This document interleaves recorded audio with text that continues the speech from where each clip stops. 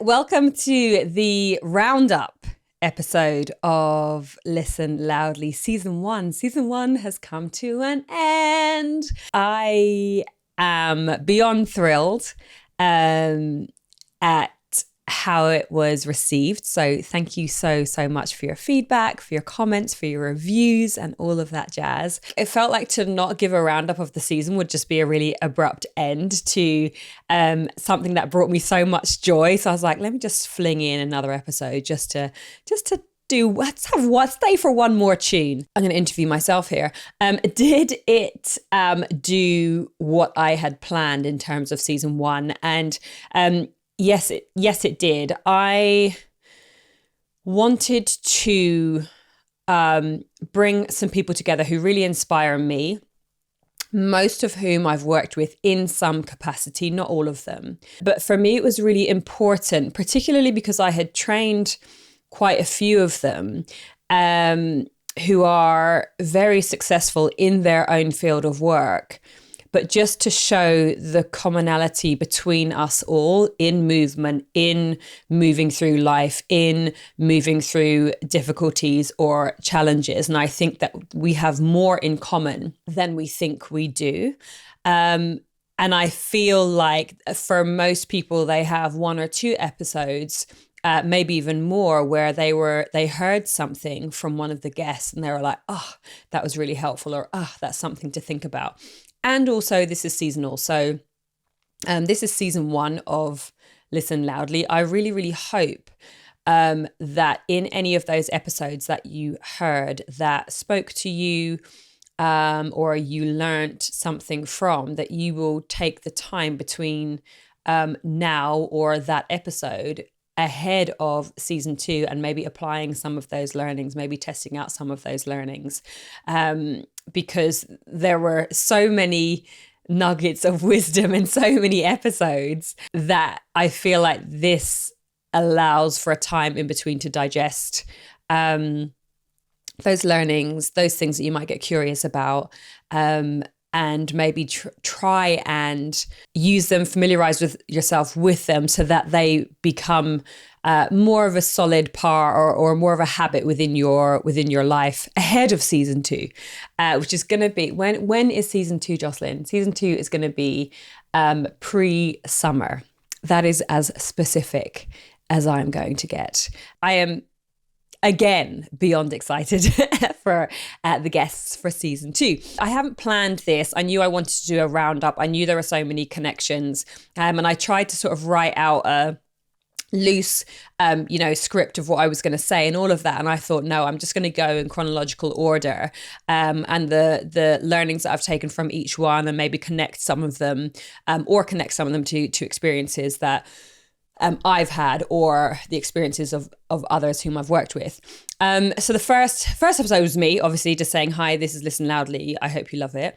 And then my first guest was my dear friend and colleague, Susie Chan. Susie and I haven't known each other for that long at all, really. We've only known each other for as long as we've been at Peloton, which is now 3 years. In that time, I've been lucky enough for us to, have built a really good friendship, but also for we really rely on one another in this very, very unique job that we have. And our friendship is one that I could be having a bit of a shitty day. I could message her. I could air that shitty day. She could listen. She doesn't even need to offer any advice, and then we move on. So it's like we have this really lovely mutual support for one another that doesn't actually have any pressure or any neediness, I'm going to say, around it, but it's a really solid structure, which I cannot imagine not having in the job that I have. So I digress, just talking about our friendship because I love her. But I think that one of the things during that time that I've got to know about her is all of the things that people would never have imagined that she would have gone through prior to maybe even listening to that episode. And I think that, one of the big things was her fear of public speaking and how she just completely froze and in fact hid in a toilet when she had to do, or in the middle of a speech that she did at work many, many years ago. And I think from memory, she said that she then did not go on to speak for another 10 years. Like, she'd actually mastered the art of avoiding speaking in public. For example, sitting in a room of new people and answering the first question to get that I have now used my voice out of the way, and then she could shut up for the rest of the day or the week or whatever. So she had mastered the art of not having to say too much by getting in really, really quickly at the start. And this became a skill for her. But also she had this lovely boss who then sent her on a workshop to then I guess learn how to speak in public. And I think the big thing that made me go, but actually was also amazing, was that part of this workshop that she went on involved her standing up and the rest of the room looking at her like they couldn't give two hoots about what she was saying. And that was building that resilience of, you could be in a room full of people who do not even want to be there and you still have to do your thing. And somebody messaged me after they heard that episode, and they were going in to speak in front of a room full of people, and they remembered that. And I thought, gosh, that is because you create in your head what people are thinking, and then that takes over and you run with that, and all of a sudden you want the ground to open up and swallow you up. Anyway, so I thought that was a really, really nice thing for people to learn about Susie, because you would never imagine that now. And actually, she's got a book coming out. I don't know when it's coming out, but she's just posted about it. And she said in that the real reason why she started running. So I think that's going to be a really, really interesting piece of knowledge to find out. So buy that book whenever it comes out. Yay, Susie. But I think the other thing about Susie's episode was just, she does some really, really grueling races. And she goes into them knowing that she's going to be in pain. Now, you could listen to that and you could go, oh, well, am I even doing anything if I'm not going into a race and anticipating the pain that I'm going to go through? I'm going to tell you right now, if I knew I was going into a race where I was going to be in physical pain for a very long time, I would not do it. And that is not to... Susie's phenomenal, but everybody is built so different. And I know one or two people were just kind of like, oh, I would never put myself through that, and felt, not great as a result of that. I was like, I would not put myself through that either. And Susie's other point was, those learnings when you're going through tough things or physical pain or a level of discomfort, that can be 135 miles through the desert or Death Valley specifically, or it could be your first 5K or your first, like there's no, she was not putting any emphasis on the grandeur or the scale of the event. And I loved that, because it then made it applicable to everybody. And that is something that, jumping forward a few episodes to Justin Sewer, he mentioned, we talk about this big why. Everybody thinks about, there's that book, what's your why? And everyone thinks that it has to be this big, grand why. And he said, your why could be as simple as, what's my why for this next workout? What's my why for the morning? What's my why for the next half an hour that I'm spending with my kids? He was like, take that big thing and give purpose to the next thing or a small thing, rather than this kind of big, massive moment, which I couldn't really tell you my why. If I was to try and articulate it, I couldn't really do it, but I can tell you my why for this, or I could tell you my why for the podcast, for example. And so I really, really liked that both of them took what often people think should be something greater or more impressive and go, no, make it yours. Somebody going for a 10-minute run nonstop for the first time will feel levels of discomfort that Susie will have felt at some stage on some of her longer distance runs. Maybe not the grueling toenail falling off esque vibe, but still a level of discomfort that you still have to mentally, work your way through. And so that's what I really, really loved about listening to her. And also she is so, she's just like, it's just running, and she enjoys it and she has fun with it.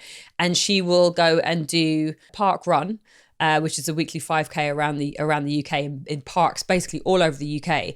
She'll do that as much as she'll do those bigger, more, impressive, in inverted commas, races that we'll go, oh my gosh, I could never do that. So I love how accessible she continues to make running, even though I would never do what she does. So that's a Susie episode. And then moving on from there, we went to Clara.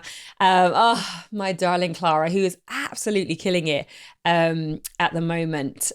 She's not even at the moment. She's always killing it. Having worked with her, having coached her, you see the level of work that people put in to their craft.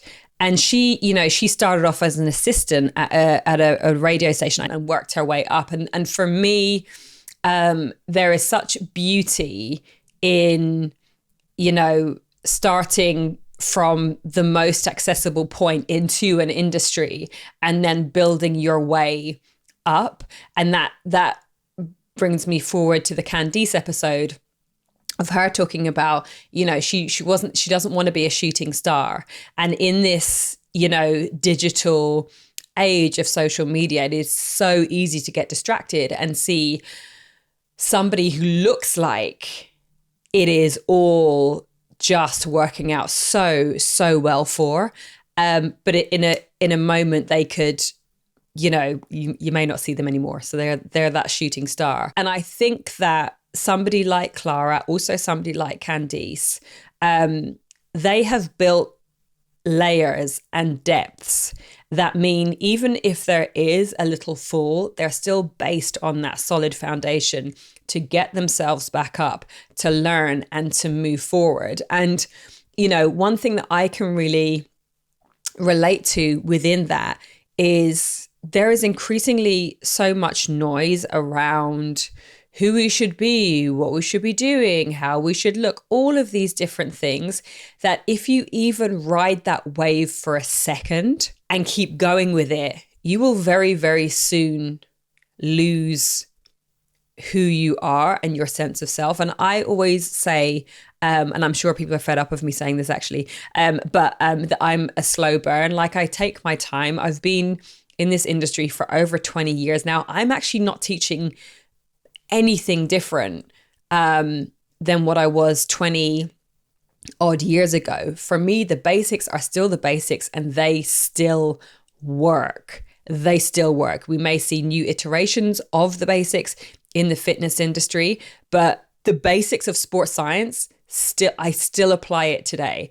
And I am often repeating myself again and again and again. You need to do this, and you need to do this, and you need to think about this, and you need to consider this. And we need to slow it all down. And I mean, slow it all down by our patience with when we want the results to come. And there are, and I know it's super popular right now, but the whole kind of like optimization or hacking or whatever, most people would do really, really well from working out a few times a week, manage a strength session, a conditioning session, something else that they want to do, mobility, yoga, whatever, from eating in a way that makes them feel good over a period of time and managing their stress levels. Most people would do great with that. If I find somebody who is constantly changing what they're doing because they're not giving the thing a chance, because they're being impatient with it, and we're all human and that happens, and then they're looking for that one thing that's going to make the difference. The one thing that's going to make a difference is them just taking the time to get those basics down right. And it's not exciting, and it's a little bit, in fact, it's a lot boring, and it's pretty mundane, but it is a thing that works. And so it's hard to stick to because you actually don't feel like, yeah, but on Instagram, I'm seeing more. Like on Instagram, you're seeing that motivation, that hype stuff. Like motivation is not here to stay ever. It is short-lived. I've always said it before. It's like a red hot lover. It's around for 72 hours max, and then it is gone, and you're waiting for it to come back. And it doesn't. So then maybe you switch on to something else and you're like, oh, okay, I've got the motivation back. This is that one thing that's going to work. The things that work are really boring, are really straightforward, and you have to do them repeatedly. And you have to be patient with that progress. Anyway, back to Clara. When you build from the bottom and work your way up, and I don't mean build from the bottom with any disregard or for any roles, but I mean that very first entry point that you get into an industry, and you work from there and you build those layers, all of the falls are a little bit softer, along the way. And Clara will have also said that, that she had to remind herself that she has this doll, a Barbie made as her. And she has to remind herself, like, you have a doll made, in your likeness, because you are such a baddie. So I think for me, she's the real epitome of just starting slow, building.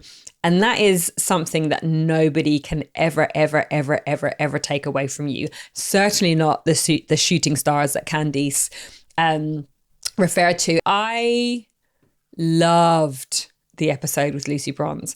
I wish that so many people on their training journey could hear Lucy, a world-class football player who many, many times didn't get picked or was picked just because the other options weren't available. And she took that and she just created it into as big an opportunity as she could and ran with it. And she is this world-class footballer. She definitely was in the right environment with her family. Her mum used to say to her, well, first of all, she was one of 3 children, and she's very competitive with her older brother, and he never let her win, basically. So she kind of, I guess, had that ingrained competition within her, or competitiveness within her. But one thing that her mum used to say to her when things didn't work out was that life's not fair. And as hard as that is to hear, it's so true. And it reminds me of something that my brother, used to say to me all the time. Like, no one's coming to save you, Jocelyn. No one is coming to save you. So you need to go and do whatever you need to do. And again, you're kind of like, but I want someone to save me. I want someone to help me. I want someone to reach out. But that doesn't always happen. And so you have to then go, okay, yep, life's unfair sometimes. That's pretty shitty that happened. I really didn't want that to happen. Okay, now what? Which brings me to another quote, and I cannot remember who this quote is from, so forgive me for not saying the original source. The quote goes, what, so what, now what? And that's this idea of, what's the thing? What's the shitty thing that's happened? Whatever. And then it's like, so what? Okay, it's happened. That, like, so what? And then it's now what? Like, what's that next thing? And again, it feels like it's this harsh thing, but we can spend, and it's not to have your downtime, have your time to be upset, have your time to cry. That was something that Lucy had when she talked about holding in her tears when she thought her friend had been picked ahead of her, but that she just hadn't been told yet. And she had to hold back her tears because she was trying to support her friend. And then when her friend left the car, she burst into tears, and her mom was like, oh, I can't believe, you held back those tears, bless you. And it was just like, oh, little Lucy. But it is this idea of, this thing has happened, this thing that you didn't want to happen has happened. Okay, there's nothing you can do about it now. What are you going to do about it now? As much as I believe there's a time for softness and grace and, allowing yourself to grieve something, if we spend too long there, and of course, there's so much nuance to this, but if we spend too long there, then we're not going to do justice to ourselves on behalf of ourselves. Because again, in my brother's words, no one is coming to save you. So I loved the Lucy episode. I loved also a big growth element of her episode when she was talking about having were they psychology tests, personality tests, and actually that helped her to be a better leader of her team as captain because she's so driven, and she couldn't understand why her teammates didn't just want to win like she did, and why some of them just wanted to enjoy themselves and have fun. And then she said when she got to understand the different personalities within the team, that actually helped her to be a better leader and to understand them better. And I thought everybody, could do that. And then actually a lovely member, Nikki, who I learned so much from, one of our Peloton members, she said that actually her and her husband did that personality test. I was like, oh my gosh, I might do that with BJ. He'd be like, oh, what is this you're getting me to do? But anyway, I'm like, let's just do it. So I thought that was really interesting. And then one more point about Lucy, the difference in coaching in Spanish football and English football. And she was saying, football in the UK and in the US is very numbers based, is very statistics driven.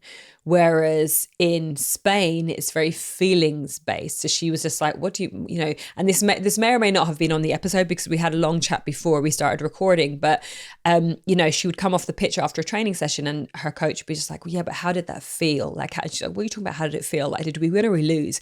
And I just thought that was a really interesting, it's just such a difference between the two. And I know when I'm coaching on the tread or in general, I'm always telling people just to tune in and to listen in, like, how does this feel in this moment today for you right now? Because it will possibly feel different tomorrow, but the more you can tune in and get to know how you're reacting to something in any given moment, in your training, in your movement, you get to bookmark that in your head, and then you're getting to know yourself better as an athlete, as an individual. So just interesting differences in world-class clubs and teams and their methods of coaching. So I thought that was great with the Lucy episode. Then it was Chelsea. Oh, Dr. Chelsea Jackson Roberts. I mean, absolute dream.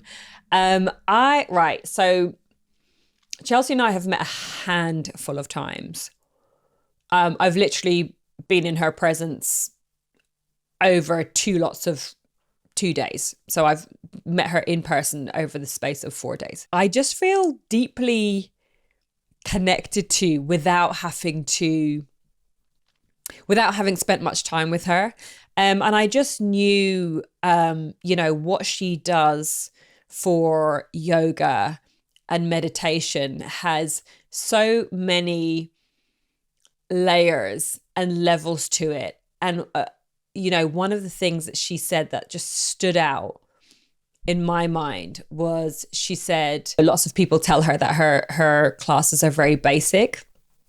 And she said, it takes a lot of skill to make somebody feel like they belong. And that was just like, ooh, that was just such a chills moment, because it's so true. And that is such a thing in fitness, such a thing in movement. And we're continuing to have conversations around this. And I think that it's, really important. There are so many people who still don't feel like they belong in the world of movement. And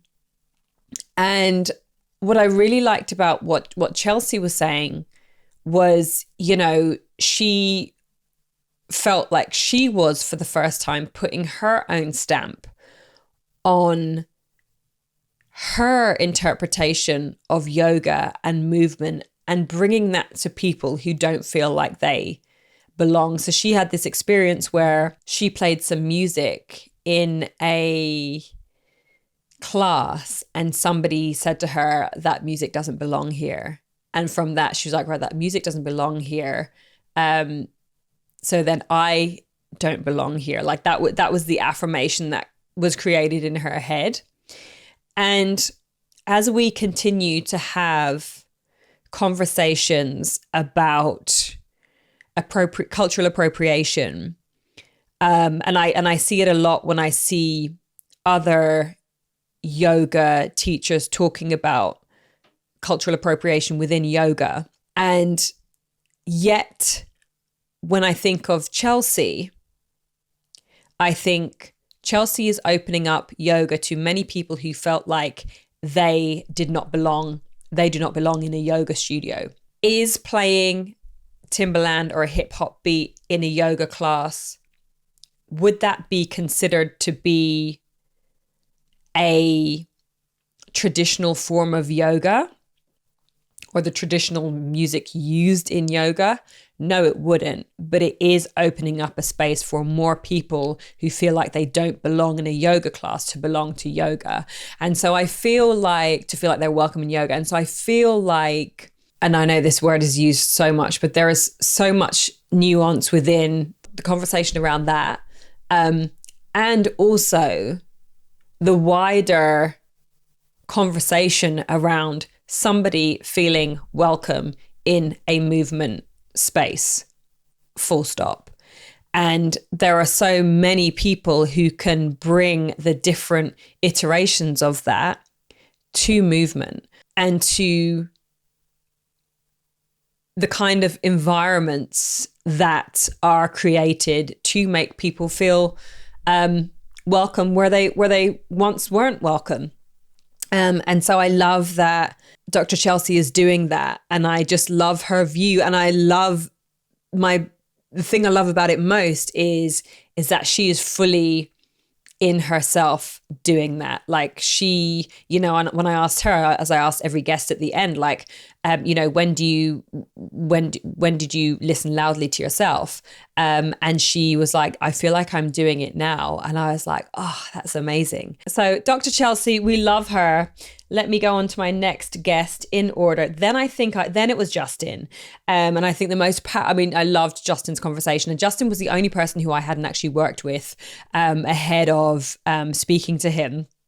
And so I felt like I was taking a slight risk. I was like, what if it all, you know, goes wrong?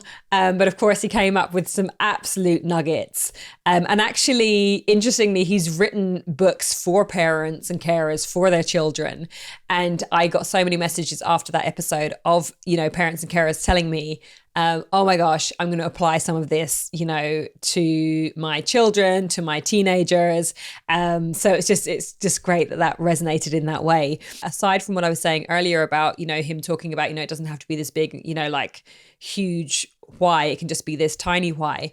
I loved also his GWOP, so goals, the why within that, the obstacles, and then the plan. And I think the O for obstacles was a really, really great one because, again, when people start out on their movement journey, on their fitness journey, on whatever goal it is, motivation is there and willing and ready to leave you in 72 hours. For whatever reason, when you're in that kind of initial motivation stage, you're feeling so great and so fired up. You can't imagine some of the obstacles that are gonna, you know, come at you. And also, you sometimes might fantasize about what those obstacles will be. Is it that, you know, sweating really hard in the gym or working those late nights, and sometimes it's not any of those things. The obstacles are just completely different than you anticipated. And so I think sitting down to look at what those obstacles might be and then planning once they happen is gold. And that's the, you know, often when I've sat down with people in the past, and there's a couple of things that I try and forewarn them about on their journey. And that the first one is be prepared that on this journey, as you continue to progress, your friends and family who you think may support you along the way may not. And that's about them. It's not about you, but I need to warn you about that. And I used to do that because so many people who I worked with would just be like, I can't believe this person said this, or I can't believe. So I got to the stage where I was just kind of like, okay, here's the thing. We've got this goal, this intention we're going to work on together. I've got your back from start to finish. Just to let you know, maybe not everybody else will, and that's okay, but I've got you. And so for this specific thing, know that I've always got your back, because it was such a disappointment to them that somebody would think they've gone too far. They were too serious. There were, you know, all of the things that people come up with to, you know, pretend that they're giving you advice with care, but really it's more about them than it is about you. But I thought, you know, his adding that obstacles piece in just gives you a level of preparedness for when it does happen. You're kind of like, okay, cool, I've planned for that. This is okay. And I think it's the biggest, because the obstacles are always there, no matter what your level. Like, they are your guarantee. Like, there is no other greater guarantee that on your way to going to wherever you want to get to, there are going to be some obstacles that you don't foresee, unless you kind of sit down and try and think about them. There's going to be plenty that you do foresee. But even sitting down and looking at the ones that you think, right, this might come up, even if something else happens that you're not expecting, that you hadn't planned for, you have got into the habit of planning for obstacles. And so ideally your mind will go, okay, I wasn't expecting this, but I have been planning for obstacles and what I'll do about them. So let me see, what am I going to do about this one?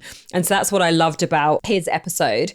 Then we moved on to the lovely Candice. Listen, the giggles, the laughter. It was such a joy to record that episode, and just her energy. I felt like you could sort of sit and take notes. And again, it's this thing of, and this was, with so many of the guests, that they had been through really tough stuff and they have come out the other side. And that's why this is called Listen Loudly, because it's for me taking all of those moments and going, okay, I've got to check in with myself. What am I going to do about this moving forward? Because guess what? No one's coming to save me. Okay, what are my options? And to listen to her talk about how she evolved from being who she thought she should be, even when she took a big risk in her now husband's mind, took a big risk leaving this, job that everybody wanted. And going it alone, she certainly went on a path that was moving further away from herself. Before then, that whole big, trolling experience, and that's when she decided, okay, if I'm going to do this thing, I'm going to do it my way. And she spoke of the shooting stars. One of the things that she said was, I'm not going to go viral overnight or in 6 months, but people know what they're getting when they see the Candice Brathwaite brand, and they're going to still be rocking with that brand in 20 years time. And I was just like, yes, they are. You can see it with her. She's just going, this is me, take it or leave it. And she spoke about that great quote, which Bode, her husband, had said to her of being in the business of being undeniable. And so she said, people might dislike me, or not like how I do things, but they cannot deny my work. They cannot deny the catalogue of work that she's produced. And I thought, gosh, that is so good, because you can only really be in the business of being undeniable if you truly listen loudly to yourself. Because it's just building that solid foundation again. When you fall, you just don't fall as hard when you've built that foundation. And so I loved that. And it moves away from this idea of trying to please people and trying to be liked by people, because it is moving further. It's so often moving further away from yourself. That was Candice, and I'm actually seeing her next week, and I am very excited to squeeze her very hard. And then we moved on to Joy. What I loved about Joy was, and this has been a link between her, so Joy is a musician, and then not one but two world-class football players. One is Lucy Bronze, the other one is somebody who I've interviewed, which is not out yet, so I cannot mention it yet. Joy said she is most herself when she is not thinking. And it reminds me of something that one of my coaches used to say when I was doing Olympic weightlifting, was before the lift, which is a very fast lift that happens in a matter of seconds, where you pick a weight from the ground, you shove it overhead, basically very, very quickly. And it's a powerful movement. But there are many, many steps along the way, but that happen really, really quickly. So when you're warming up, you break those movements down. But when you're in the moment, you're in the moment, and it happens quickly. And so my coach used to say to me, this is your think space. This would be before I approached the barbell. You're thinking about what you're going to do. And then once I step up to the barbell, that's my workspace. So that is not the moment for me to start thinking and messing things up in my head. And it's the same that, Joy was talking about, sort of being in flow. And that's something that we often hear about, athletes being in flow. She said, I'm most myself when I'm not thinking. And it's the same. That was the same thing with Lucy. She was talking about like not overthinking it. And the other footballer that I interviewed, he said, I just don't overthink anything. And I thought, and it made me think this overthinking, because if I think about, myself, can I either overthink a movement or I can overthink what somebody else is thinking about me. And it is probably guaranteed that 95% of the time they are not thinking about me. And so this overthinking has so many different levels. But I just thought it was so interesting. And she kept on talking about sort of like, apathy and sort of, I guess, not caring too much. And that then, about her music. So obviously when she's creating albums, when she's writing songs, of course, she's putting so much work into it. But then once the work is done, it's out there. And I felt the same with my book, actually. I spent so much time writing it. Once it was, first of all, the day that I posted about it being published, I wanted to run away and hide. I did not like one singular comment on my post. I think maybe about 2 years later, I might have went back and liked them. But I just wanted to hide. But also, I've never read a review of my book. I just was like, I've done my work here. However it's received is received. I wasn't then going to add on to my worthiness by the opinions of what others thought of what I had written. So I understand that from Joy's point of she puts everything into writing it.